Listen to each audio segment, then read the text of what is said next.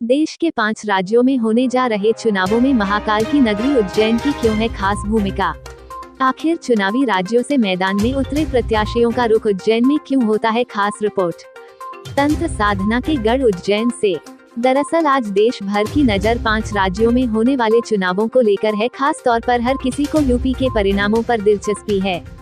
ऐसे में मैदान में उतरे प्रत्याशी और राजनीतिक दल अपनी जीत के लिए हर तरह के प्रयासों को करने में पीछे नहीं हट रहे हैं।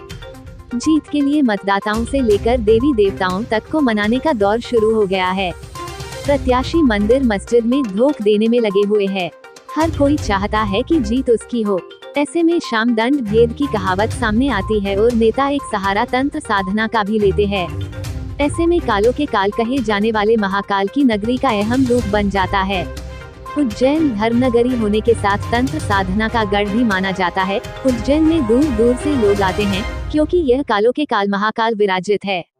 महाकाल की नगरी में अघोरी पूजा, तंत्र पूजा, रात्रि पूजा सहित महामृत्युंजय पूजा का खासा महत्व बनता है, जो विजय प्राप्त करने के लिए की जाती है।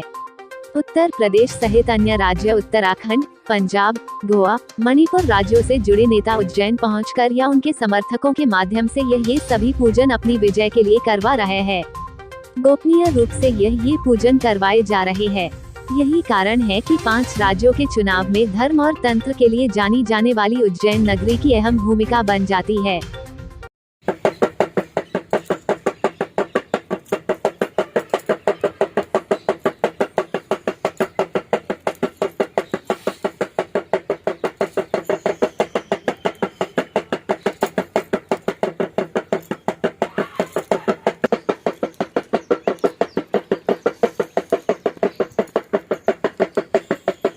चुनाव चल रहा है 5 राज्यों में, या जिन राज्यों में चल रहा है वो ठीक है। रह गया बात, लोग आते हैं महाकाल का दर्शन करने, अपने स्वार्थ में आते हैं। और महाकाल या शमशान में, चक्रतीर्थ शमशान में लोग आके हवन करवाते हैं, सिर्फ लोग अपने स्वार्थ में। जीतने के बाद कोई किसी की खबर नहीं लेता है, सब अपने अपने मतलब से रहते हैं। क्योंकि हम हर नेता का ऐसा दुनिया को कोई नेता नहीं जिसका मैंने यज्ञ नहीं किया और भगवान की दुआ से सफलता मिली, लेकिन कोई मतलब नहीं निकला। प्रदेश में जो चुनाव हो रहा है उसमें योगी आदित्यनाथ को आना बहुत आवश्यक, अनिवार्य है। अगर योगी आदित्यनाथ नहीं आते हैं तो फिर उत्तर प्रदेश की स्थिति बहुत बुरी हो जाएगी गुंडों बदमाशों से। क्योंकि फिर शहर में गुंडे बदमाश अपना अपना दादागिरी दिखाएंगे। कोई भी पार्टी को, हमने मायावती को भी देखा जब वो साइकिल से घूमती थी, कोई नहीं था उस समय, हमने आशीर्वाद दिया था जीत का, लेकिन क्या कर दिया मेरे लिए उसने। उमा भारती को हमने ही आशीर्वाद दिया, उत्तर प्रदेश हमने भेजा, क्या कर दिया उसने हमारे लिए। तो राजनीतिक है जो अपना अपना उल्लू सीधा करते हैं।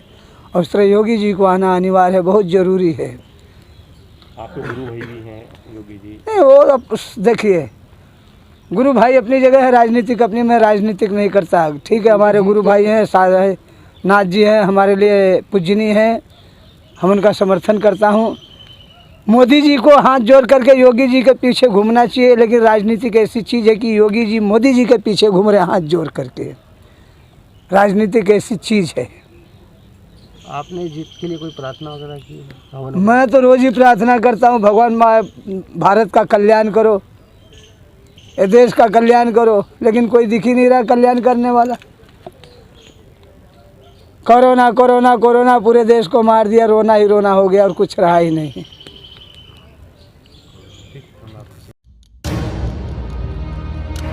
राकेश उर्फ राकू चौधरी हत्याकांड, आखिर ऐसा क्या कारण था कि कलम पकड़ने वाले हाथ ने पिस्टल थामी।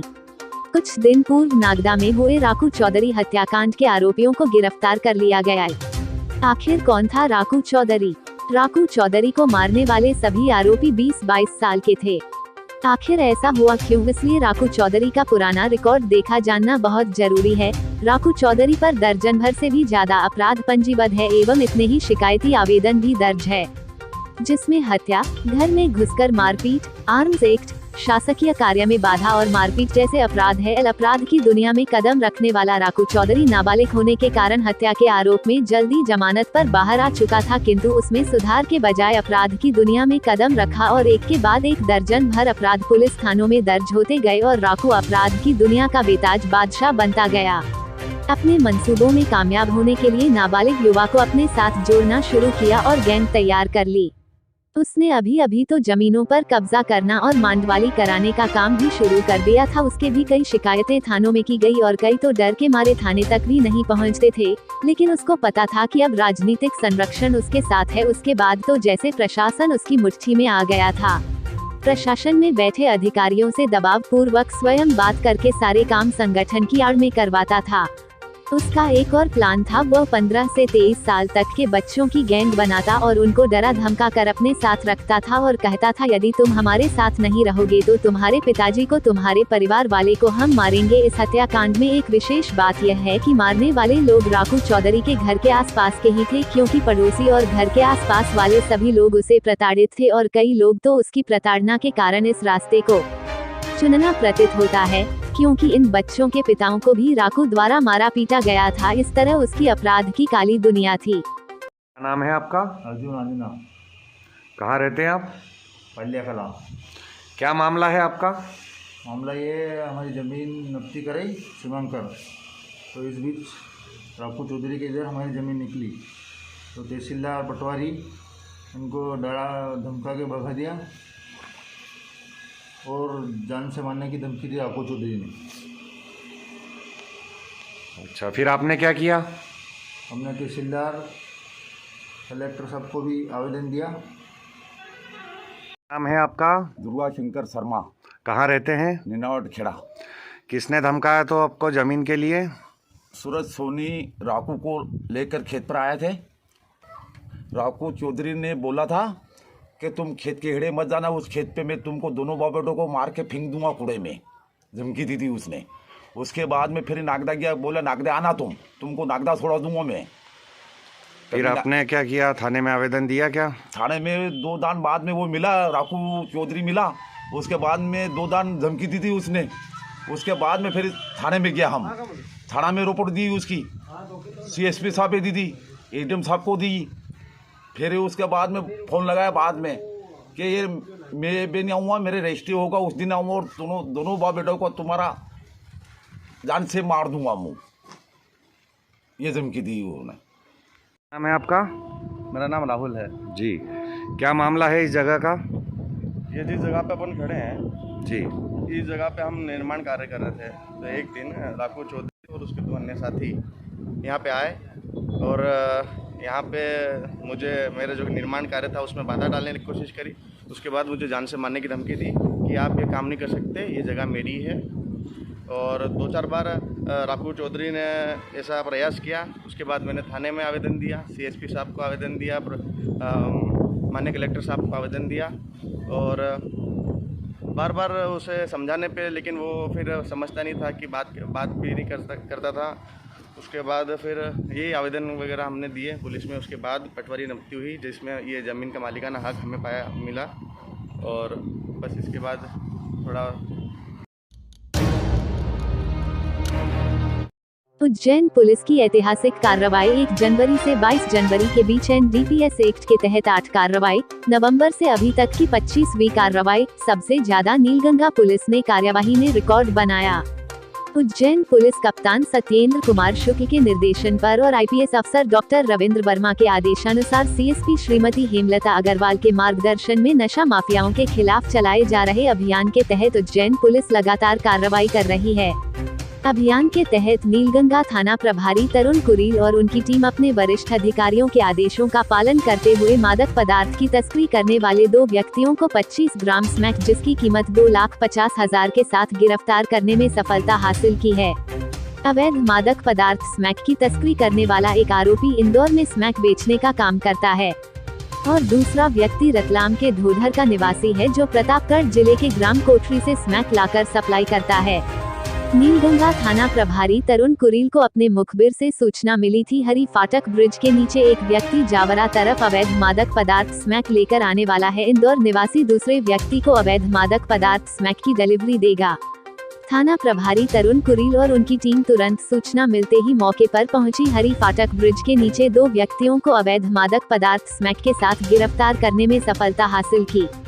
गिरफ्तार व्यक्ति में से एक दिनेश हंस जो कि ढोढर रतलाम का रहने वाला है, उसके पास से 10 ग्राम अवैध मादक पदार्थ स्मैक बरामद की। दूसरा आरोपी दीपेश राजगुरु के पास से 15 ग्राम स्मैक बरामद पुलिस ने की है। आरोपियों से पूछताछ में पता चला स्मैक तस्कर इंदौर में स्मैक सप्लाई करने के लिए उज्जैन तक डिलीवरी देने आते हैं। ढोढर रतलाम निवासी आरोपी दिनेश हंस पूछताछ में बताया कि ग्राम कोटड़ी जिला प्रतापगढ़ राजस्थान से वह स्मैक लाया था। आज उज्जैन पुलिस ने अवैध मादक पदार्थ की तस्करी करने वाले तस्करों के खिलाफ एक ऐतिहासिक कार्रवाई की है। यदि हम बात करें नवंबर से तो अभी तक अवैध मादक पदार्थ में उज्जैन पुलिस की कार्रवाई 25वीं कार्रवाई सामने आई है और 1 जनवरी से अभी तक अवैध मादक पदार्थ तस्करों के खिलाफ कार्रवाई करने में 8वीं कार्रवाई है। उज्जैन पुलिस की अवैध मादक पदार्थों को लेकर बहुत अच्छी कार्रवाई सामने आई है, जिसमें से नीलगंगा पुलिस ने कार्रवाई करने में प्रथम स्थान प्राप्त किया है।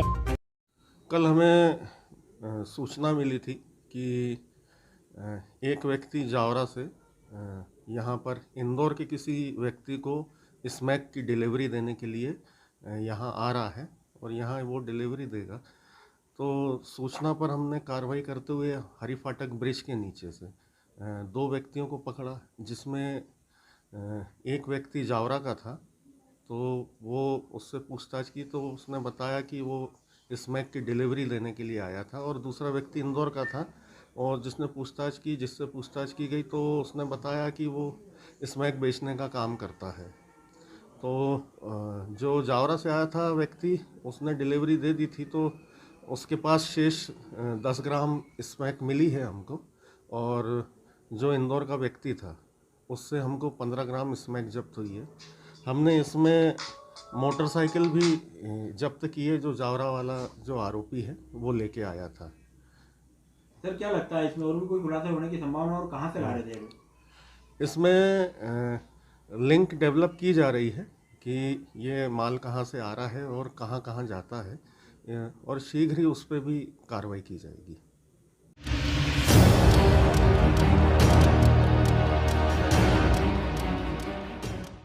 मैक्सी रोड स्थित पाटीदार छात्रावास के पास धार्मिक स्थल का चबूतरा असामाजिक तत्वों ने तोड़ा। थाना माधवनगर में क्षेत्रवासियों ने की शिकायत। उज्जैन के मैक्सी रोड स्थित पाटीदार छात्रावास के पास माता मंदिर का चबूतरा तोड़ने का मामला सामने आया है।